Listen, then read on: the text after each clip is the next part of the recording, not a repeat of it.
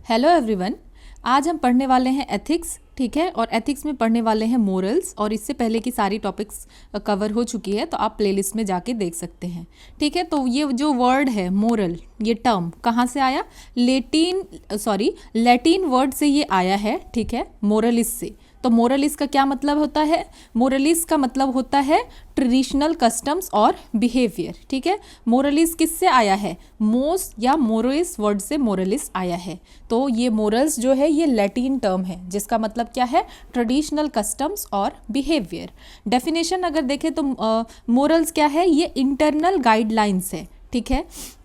Internal guidelines है individual का। तो इंडिविजुअल क्या करते हैं? इसको यूज़ करते हैं ये समझने के लिए या ये फ़र्क करने के लिए कि क्या सही है और क्या गलत है, ठीक है। ये एक मोरल कंपास की तरह काम करता है, और ये किस पे बेस्ड होता है? कल्चर, रिलीजियस वैल्यूज़ या पर्सनल बिलीफ जो आपका है उसके ऊपर। क्योंकि मोरल क्या है? ये पर्सनल है, ये आपके अंदर से आएगा, ये आपके अपब्रिंगिंग से, सोशलाइजेशन से, कल्चर से, रिलीजन से आप सीखेंगे चीज़ों को, और आप जो है इसको अकॉर्डिंगली जज करेंगे कि क्या सही है और क्या गलत है। जैसे कि हमेशा सच बोलना, ठीक है, बड़ों की रिस्पेक्ट करना और गरीबों की मदद करना। तो ये कुछ ऐसे वैल्यूज हैं जो ये हमेशा ही सही है, और ये लगभग आपको हर ट्रेडिशन में, कल्चर में मिलेगा।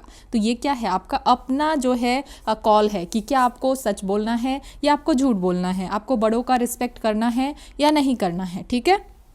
तो अब हम देखते हैं कि मोरल्स का इवॉल्विंग नेचर, ठीक है।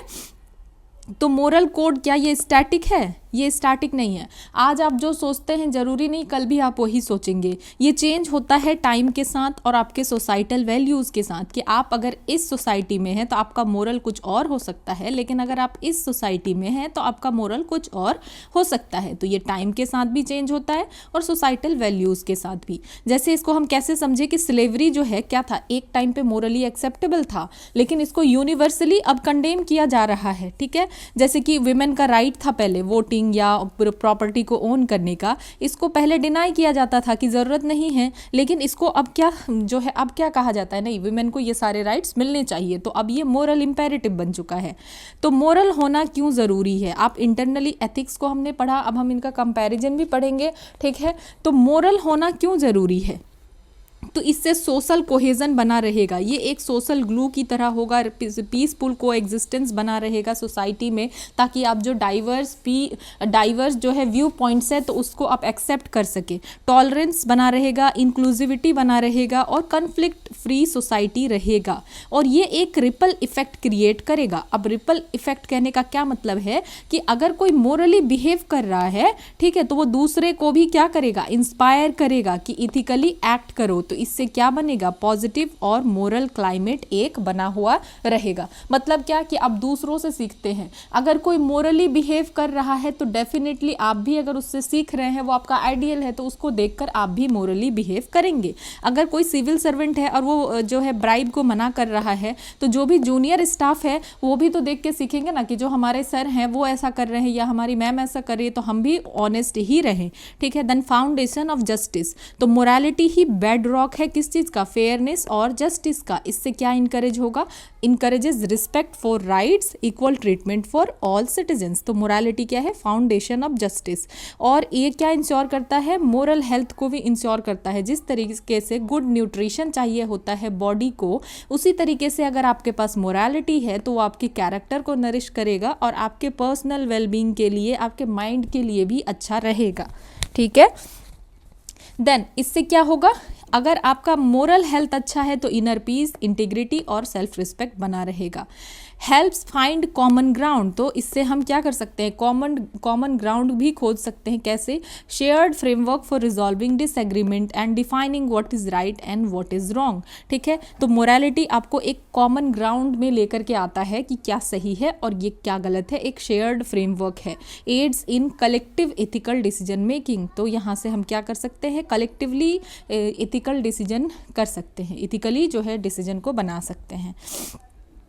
और ये फुलफिल करता है आवर इनर कंपास, ठीक है, हमारे इनर कंपास को भी फुलफिल करेगा। तो इससे क्या होता है कि इंडिविजुअल जो है एक्ट करेंगे अपने कंसाइंस के अकॉर्डिंग और हायर सेल्फ की तरफ जाएंगे। अगर वो अंदर से अपने कंसाइंस से वो अच्छी चीज़ों को करते हैं, अच्छा काम करते हैं, तो धीरे धीरे वो कहाँ जाएंगे, वो अपना बेटर वर्जन, हायर वर्जन उनको मिलता जाएगा, ठीक है। तो ये कि aligns actions with one's core values and purpose. तो आपका जो कोर वैल्यू है ना, कि अंदर से जो आप हैं, आपकी अपब्रिंगिंग या आपका कल्चर जो आपका मोरल आपको कहता है, तो आप उसी तरीके से एक्ट करेंगे, ठीक है। देन अब समझते हैं कि मोरल इंट्यूशन क्या है और मोरल रीजनिंग क्या है, ठीक है। इन दोनों टर्म को आप यूज़ कर सकते हैं अपने आंसर राइटिंग में। तो मोरल रीजनिंग क्या है और मोरल इंट्यूशन क्या है।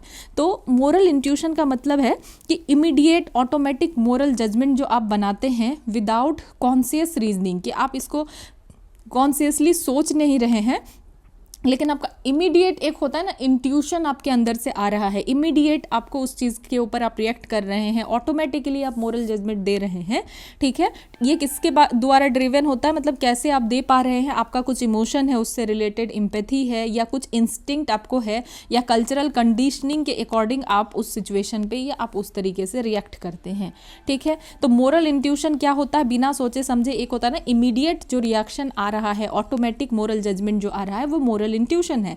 जैसे की कैरेक्टरिस्टिक अगर हम देखें तो स्पॉन्टेनियस एंड फास्ट। क्योंकि ये फास्ट क्यों है, क्योंकि आपके इनर सेंस के ऊपर बेस्ड है। आपका जो इनर सेंस है, आपको पहले से ही एक फीड है पहले से ही कि हाँ क्या सही है क्या गलत है, आप तुरंत उसके ऊपर अपने इंट्यूशन के ऊपर आप रिस्पॉन्ड करेंगे, ठीक है। तो ये क्या होता है, इमोशन के ऊपर ड्रिवन होता है, ये कैलकुलेटेड नहीं होता है और कोई फॉर्मल इथिकल नॉलेज इसके लिए ज़रूरी नहीं होता है, ठीक है। मतलब आप क्या करें, आप अपने इंट्यूशन के अकॉर्डिंग काम कर रहे हैं, स्पॉन्टेनियस है, फास्ट है, जो आपका इनर सेंस है उसके अकॉर्डिंग काम कर रहे हैं। एग्जाम्पल आप लिख सकते हैं, जैसे नीरजा भनोत, ठीक है, उन्होंने क्या किया जब 1986 में पैन AM हाईजैक हुआ था, ठीक है, फ्लाइट का हाईजैक, तो कराची में, तो उन्होंने क्या किया था, बच्चों को और जो पैसेंजर थे उनको उन्होंने बचाया था और स्केप करने में हेल्प किया था। तो उन्होंने जो है तुरंत किस तरीके से काम किया, उस टाइम में उन्होंने अपने मोरल इंस्टिंक्ट के ऊपर काम किया, ठीक है, करेज दिखाया, उन्होंने कंपैशन दिखाया, फिर उन्होंने क्या किया, अपने मोरल इंस्टिंक्ट के अकॉर्डिंग काम किया। तो ये मोरल इंट्यूशन का एग्जाम्पल है, ठीक है। अब रेलिवेंस क्या है एथिक्स में इसका, तो यही जो है फाउंडेशन बनता है एल्ट्रुइस्टिक एक्शन का। जो आप कुछ अच्छी चीज़ें कर रहे हैं तो इन सारी चीज़ों, ये क्या है, मोरल इंट्यूशन बहुत ही ज़्यादा ज़रूरी है इमरजेंसी डिसीजंस के लिए, जहाँ पे लॉजिक जो है एक तरीके से आप लॉजिकली इस सिचुएशन पे सोच नहीं पा रहे हैं। अगर आप लॉजिकली सोचेंगे तो आप कहेंगे कि हो सकता है मैं हेल्प करने जाऊं, मेरा नुकसान हो जाए, मुझे ये प्रॉब्लम हो जाए, ठीक है, लेकिन आप उस टाइम अपने इंस्टिंक्ट के ऊपर सोच रहे हैं, आप अपने, तो इससे क्या होगा, आपका मोरल करेज बनेगा, इंटीग्रिटी जो है बना रहेगा। रियल लाइफ जब डिलेमा आएगा, आप इंटीग्रिटी और मोरल करेज के साथ काम करेंगे, ठीक है। ये एग्जाम्पल आप याद रख सकते हैं। देन मोरल रीजनिंग को अब समझते हैं। मोरल इंट्यूशन को हमने देखा कि ये स्पॉन्टेनियस है, ये इमीडिएट है, ये आपके इनर सेल्फ से आ रहा है, ठीक है, इसमें कोई कॉन्शियस थिंकिंग नहीं है।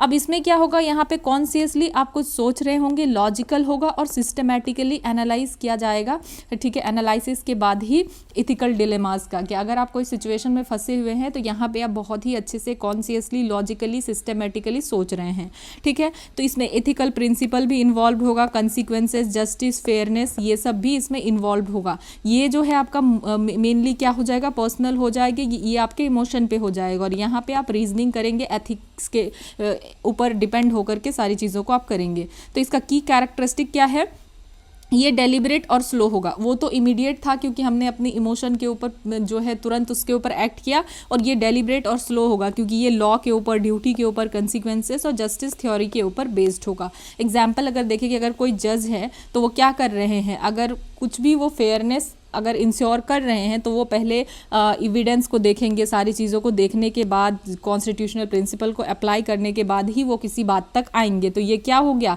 ये मोरल रीजनिंग हो गया, ठीक है। जैसे महात्मा गांधी का सॉल्ट मार्च देखें 1930 का, तो ये क्या था, ये भी मोरल रीजनिंग के ऊपर बेस्ड था क्योंकि इसको स्ट्रैटेजिकली प्लान किया गया था, मोरल, ठीक है, स्ट्रैटेजिकली प्लान्ड मोरल प्रोटेस्ट था ये, ठीक है। ऐसा नहीं था कि हाँ बस उठे और चल दिए और ठीक है अभी कुछ हुआ, ये नहीं था, ये मोरल रीजनिंग के ऊपर बेस्ड था। तो इसका क्या रेलिवेंस है, पब्लिक एडमिनिस्ट्रेशन में बहुत हेल्पफुल है, लॉ मेकिंग में और पॉलिसी डिसीजन में, और ये बायस को अवॉइड करता है और जस्टिस बना रहेगा, ठीक है। और जो भी इंस्टीट्यूशन है हमारा वो एथिकल बना रहेगा। तो हमने ऑलरेडी समझ लिया कि moral intuition and moral reasoning क्या है। दोबारा देख लेते हैं इसका नेचर क्या है। इंट्यूशन का नेचर है स्पॉन्टेनियस और इमोशनल, और रीजनिंग का नेचर है लॉजिकल और डेलिबरेट। बेसिस अगर देखें तो मोरल इंस्टीट्यूशन क्या है, ये इंस्टिंक्ट के ऊपर बेस है, कल्चर के ऊपर बेस है, इम्पैथी के ऊपर बेस है, और यहाँ मोरल रीजनिंग किसके ऊपर बेस है, रूल्स, लॉज, इथिकल फ्रेमवर्क्स के ऊपर। अगर हम देखें तो ये इमीडिएट है, देन ये टाइम कंज्यूमिंग है क्योंकि इसमें स्लो और डेलिबरेट डिसीजन मेकिंग होता है। एग्जाम्पल में हमने निर्जा भनोत का देख लिया, और यहाँ पे हम मोरल रीजनिंग में गांधी जी का सॉल्ट मार्च देख सकते हैं, जुडिशियल डिसीजन मेकिंग आप एग्जाम्पल पे लिख सकते हैं। यूजफुल अगर देखें तो क्राइसिस में आपका काम क्या देगा, क्राइसिस में आपका मोरल इंट्यूशन ही काम देगा, पर्सनल इथिक्स हुआ ये, ठीक है। और पॉलिसी के लिए, जस्टिस के लिए, गवर्नेंस के लिए मोरल रीजनिंग आप करेंगे लॉन्ग टर्म में, मतलब दोनों का अलग अलग रोल अलग अलग कंटेक्स्ट में होगा, ठीक है। अब समझते हैं कॉन्स्टिट्यूशनल मोरालिटी ये क्या है, ठीक है। कॉन्स्टिट्यूशनल मोरालिटी का मतलब है कि faithfully adherence to the core principle and values of constitution. मतलब कॉन्स्टिट्यूशन का जो कोर है ना, इनर में जो कोर, जो कॉन्स्टिट्यूशन कह रहा है, कोर प्रिंसिपल और जो कोर वैल्यूज है उसको मानना, उसको फेथफुली उसको एडहेरेंस करना, उसको मानना, उसके ऊपर जजमेंट देना, ठीक है। It goes beyond legal text, कि जो सिर्फ लीगली लिखा हुआ है सिर्फ वो नहीं, बल्कि जो स्पिरिट है, एथिक्स है और इंटेंट है, कॉन्स्टिट्यूशन का क्या इंटेंट है, क्या एथिक्स है, क्या स्पिरिट है, उसके अकॉर्डिंग एक्ट करना। तो ये टर्म को पॉपुलराइज किया गया था BR अम्बेडकर के द्वारा, ठीक है, कॉन्स्टिट्यूएंट असेंबली डिबेट के टाइम पे। कॉन्स्टिट्यूशनल मोरालिटी का सिंपल मतलब है जो सपोज जो भी रिटन है, ठीक है, रिटन होने के बावजूद भी कुछ चीज़ ऐसा है जो कॉन्स्टिट्यूशन का कोर है कि ये तो आप मतलब मना कर ही नहीं सकते, ये तो आपको देना ही पड़ेगा, ठीक है। कोर वैल्यूज़ और कोर प्रिंसिपल है तो उसके साथ आपको फेथफुली एडहेयर करना ही पड़ेगा, ठीक है। ये है कॉन्स्टिट्यूशनल मोरालिटी। तो कोर प्रिंसिपल क्या है कॉन्स्टिट्यूशनल मोरालिटी का, रूल ऑफ लॉ, कि कोई भी जो है लॉ के ऊपर नहीं है, इक्वालिटी और नॉन डिस्क्रिमिनेशन, मतलब ये सब क्या है, कोर फीचर है, इसको आप डिनाई कर ही नहीं सकते हैं। जैसे रूल ऑफ लॉ हो गया, इक्वालिटी और नॉन डिस्क्रिमिनेशन हो गया, जैसे इक्वल राइट्स और डिग्निटी फॉर ऑल सिटीजन, ये एकदम मैंडेटरी है, हर सिटीजन को मिलना ही चाहिए। जस्टिस मिलना चाहिए, जैसे social, economic and political justice, ठीक है, जो कि हमारे प्रियम्बल में है कि जस्टिस मिलना ही चाहिए। Then liberty and freedom of expression, ठीक है, तो लिबर्टी मिलनी चाहिए, freedom of expression, secularism, unity and integrity of nation, accountability और कॉन्स्टिट्यूशनल सुप्रीमेसी। तो ये कुछ ऐसी चीज़ें हैं कि जिसको कि ये कोर है और इनको हम किसी भी हाल में इग्नोर या नेग्लेक्ट नहीं कर सकते हैं, ठीक है। तो इम्पॉर्टेंस क्या है अब कॉन्स्टिट्यूशनल मोरालिटी पब्लिक एडमिनिस्ट्रेशन में कैसे काम आएगा, तो ये जो है प्रिवेंट करेगा मेजोरिटेरियनिज्म को और मॉब रूल को जो है रोकेगा, ठीक है। तो मेजोरिटेरियनिज्म को रोकेगा, मॉब रूल को रोकेगा, ये एथिकल गवर्नेंस को प्रमोट करेगा और माइनॉरिटी के राइट्स को बचाएगा, ठीक है, प्रोटेक्ट करेगा। और कॉन्स्टिट्यूशनल मोरालिटी से क्या होगा, helps in balancing tradition versus progressive interpretation of law, कि जब भी इस चीज़ का डिलेमा आएगा कि ट्रेडिशन आ रहा है या फिर लॉ को इंटरप्रेट करना है, तो फिर कॉन्स्टिट्यूशनल मोरालिटी जो है बहुत ही ज़्यादा यूजफुल होता है। क्यों, क्योंकि यहाँ पे कॉन्स्टिट्यूशन का जो लिटरल जो मीनिंग है उससे भी बढ़कर कोर प्रिंसिपल के से सोचना है कि आखिर कॉन्स्टिट्यूशन हमें दिलाना क्या चाह रहा है, कहना क्या चाह रहा है, ठीक है। Then ensure actions of public officials align with constitutional values, not just personal belief. तो जो भी पब्लिक ऑफिशियल है वो कैसे एक्ट कर रहे हैं, तो कॉन्स्टिट्यूशनल वैल्यू के अकॉर्डिंग एक्ट कर रहे हैं, सिर्फ ऐसा नहीं है कि अपने ही पर्सनल बिलीफ में कर रहे हैं, क्योंकि पर्सनल बिलीफ में तो वो बायस्ड भी हो सकते हैं ना, वो अपने मोरालिटी के अकॉर्डिंग अगर काम करे तो हो सकता है कि वो बायस्ड भी हो। तो पब्लिक ऑफिशियल को क्या करना चाहिए, कॉन्स्टिट्यूशनल वैल्यूज़ के अकॉर्डिंग ही एक्ट करना चाहिए। जैसे इसका एग्जाम्पल आप कुछ देख सकते हैं कि जो ट्रिपल तलाक वर्डिक्ट है, Saira Banu versus Union of India 2017 का केस, इसमें सुप्रीम कोर्ट ने क्या कहा कि जो इंस्टेंट तलाक है, इंस्टेंट ट्रिपल तलाक को इन्होंने बैन कर दिया कि ये अनकॉन्स्टिट्यूशनल है और ये आर्टिकल 14 को वॉयलेट कर रहा है और आर्टिकल 21 को वॉयलेट कर रहा है, ठीक है। नेक्स्ट एग्जाम्पल हम देख सकते हैं Navtej Singh Johar versus Union of India case. इसमें क्या किया गया, जो होमोसेक्सुअलिटी को पहले क्रिमिनलाइज्ड किया गया था तो इसको डीक्रिमिनलाइज्ड कर दिया गया, ठीक है। तो इससे क्या हुआ, डिग्निटी और प्राइवेसी को अफोल्ड किया गया। देन सबरीमाला केस 2018 में कोर्ट ने अपहेल्ड किया विमेन्स राइट टू वर्शिप, की विमेन इनके पास भी राइट है वर्शिप का, इससे री इन्फोर्सिंग इक्वालिटी ओवर ऑर्थोडॉक्सी। ठीक है, तो जस्टिस चंद्रचूड़ का क्या ओपिनियन है, constitutional morality must trump social morality when two are in conflict. ठीक है, अगर सोशल मोरालिटी और कॉन्स्टिट्यूशनल मोरालिटी दोनों कन्फ्लिक्ट में आ रहा है तो कॉन्स्टिट्यूशनल मोरालिटी ही प्रिवेल करेगा। ठीक है, और B.R. अम्बेडकर का कोट भी आप याद रख सकते हैं कि constitutional morality is not a natural sentiment, कि ये नेचुरल सेंटिमेंट नहीं है, it has to be cultivated, we must realise that our people have yet to learn it, कि आपके अंदर ये कॉन्स्टिट्यूशनल मोरालिटी नेचुरली नहीं आएगा, इसको कल्टिवेट किया जाता है और हमें ये चीज़ सीखना पड़ेगा और हमारे लोगों में ये चीज़ आना चाहिए। ठीक है, तो अब समझते हैं कि डिफरेंस क्या है एथिक्स और मोरल्स के बीच में। तो डेफिनेशन एंड ओरिजिन देखते हैं। मोरल्स का मतलब क्या है, मोरल का मतलब हो गया इंटरनल कंपास। ठीक है, एक ये क्या है, इंटरनल कंपास है, इसको कैसे ये शेप होता है, फैमिली के द्वारा, रिलीजन, अपब्रिंगिंग और एक्सपीरियंस से। और एथिक्स जो है ये एक्सटर्नल प्रिंसिपल है, कॉडिफाइड ये कैसे है, बाय सोसाइटी, प्रोफेशन, लॉ। ठीक है, इन सारी चीज़ों से। स्कोप अगर हम देखें तो मोरल क्या है, पर्सनल कंडक्ट है, एथिक्स जो है सोसाइटल, सोशल या प्रोफेशनल कंडक्ट है। ठीक है, मोरली का अगर आप मोरली कुछ सोच रहे हैं, पर्सनली का कहने का क्या मतलब है, what I think is right और रॉन्ग। ठीक है, तो इसमें आप अपना राइट एंड रॉन्ग देखेंगे कि आप क्या सोच रहे हैं कि क्या सही है और क्या गलत है। ठीक है, और यहाँ एथिक्स में क्या होगा कि सोशल और प्रोफेशनली आप सोचेंगे कि what society expects as right, तो यहाँ पे क्या सोचा जाता है कि इस पूरे सोसाइटी में क्या चीज़ सही है और क्या गलत है। देन फोकस मोरल का क्या है कि राइट फॉर मी, अगर मेरे लिए सही है तो सही है, नहीं है तो नहीं है। ठीक है, पर्सनल है ये। और एथिक्स सोसाइटी और प्रोफेशन के लिए है या ब्रॉडर कंटेक्स्ट है एथिक्स का। फ्लेक्सिबिलिटी अगर हम देखें तो मोरल जो है वेरी कर सकता है, पर्सनल टू पर्सन, हर किसी का अलग अलग मोरालिटी हो सकता है। और एथिक्स जो है ये ज़्यादा यूनिवर्सल होता है विद इन प्रोफेशन। ठीक है, देन इन्फोर्समेंट अगर देखें तो मोरल का इन्फोर्समेंट क्या है, ऐसा कुछ लॉ वगैरह नहीं है, क्योंकि आप अपने पर्सनली अपने आप को देख रहे हो तो आपका कंसाइंस है या गिल्ट है, ये इन्फोर्समेंट कराएगा आपको। और एथिक्स जो है ये इन्फोर्समेंट कैसे होगा, यहाँ आपको लॉ है, कोड ऑफ कंडक्ट, डिसिप्लिन देखने के लिए मिलता है। तो फिलोसफिकल इंसाइट अगर हम देखें, as per Hegel Morli TET, ठीक है, का क्या मतलब है, individual moral reasoning what ought to be, कि क्या होना चाहिए। और ये जो है एथिक्स क्या है, सोसाइटल, सोशल और एथिकल नॉर्म है। ठीक है, कि क्या जो है रियल है सोसाइटल कंटेक्स्ट में। ठीक है, देन एग्जाम्पल अगर हम देखें तो डॉक्टर एंड टेररिस्ट का, moral dilemma versus ethical duty, Hippocratic oath.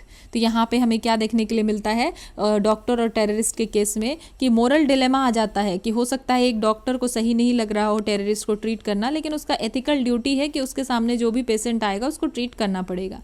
Conclusion हम देख सकते हैं कि मोरल क्या है, पर्सनल बिलीफ है, और एथिक्स क्या है, सोशल या प्रोफेशनल एक्सपेक्टेशन है। पब्लिक ड्यूटी में अगर और in public duty ethics must prevail for fairness and public interest. तो अगर कभी ऐसा हुआ कि आपका मोरालिटी, आपका पर्सनल थिंकिंग और एथिक्स जो आप जिस प्रोफेशनल सेटअप में है दोनों टकराता है, तो फिर यहाँ एथिक्स ही प्रिवेल करेगा। ठीक है, तो जो कि हमने एग्जाम्पल देख लिया, डॉक्टर ट्रीटिंग अ टेररिस्ट, ठीक है, जो कि जिसमें इसमें अगर डिलेमा आ रहा है प्रोफेशनल एथिक्स और पर्सनल मोरल्स का, तो डॉक्टर को क्या करना पड़ेगा, हर पेशेंट को इक्वली ट्रीट करना चाहिए हिपोक्रेटिक ओथ के अंदर, अगर वो टेररिस्ट भी है फिर भी। ठीक है, लेकिन डॉक्टर का पर्सनल मोरल बिलीफ क्या है कि नहीं, ये तो दूसरे को मार रहा है या हार्म कर रहा है इनोसेंट लोगों को, तो इसका तो ट्रीटमेंट हमको नहीं करना चाहिए। लेकिन इस केस में जो है प्रोफेशनल ड्यूटी ही प्रिवेल करेगा ओवर मोरल्स। ठीक है, और एक एग्जाम्पल देख लेते हैं। ठीक है, Gandhi ji is non violence versus public sentiment. ठीक है, तो यहाँ पे हम देख लेते हैं कि moral ideal versus popular ethics में क्या प्रिवेल करेगा। तो चौरा चौरी इंसिडेंट के बाद क्या हुआ कि गांधी जी ने विड्रॉ कर लिया नॉन कोऑपरेशन मूवमेंट को, क्योंकि वायलेंस हो गया था, वायलेंस की वजह से उन्होंने विड्रॉ कर लिया। पब्लिक सेंटिमेंट ये था कि नहीं, इसको जो है विड्रॉ नहीं किया जाना चाहिए। ठीक है, लेकिन गांधी जी ने जो है मोरल प्रिंसिपल के अकॉर्डिंग ही काम किया। ठीक है, अपने मोरल प्रिंसिपल का जो था उनका नॉन वायलेंस, उन्होंने उसको अपहेल्ड किया, उन्होंने उसको ऊपर रखा। तो इससे हमें क्या देखने के लिए मिलता है कि कभी जो है अगर आपका पर्सनल मोरालिटी इतना ज़्यादा स्ट्रांग और करेक्ट हो तो वो भी गाइड कर सकता है पब्लिक एक्शन को। ठीक है, हमने यहाँ पे क्या देखा कि यहाँ पे एथिक्स प्रिवेल कर रहा है, लेकिन यहाँ पे जो है गांधी जी का जो moral principle of non violence है, इनको उन्होंने ऊपर रखा देन की जो सोसाइटी का एथिक्स था उससे। ठीक है, तो हमने यहाँ तक कंप्लीट कर लिया। अब नेक्स्ट हम जो है ह्यूमन वैल्यूज़ को पढ़ेंगे।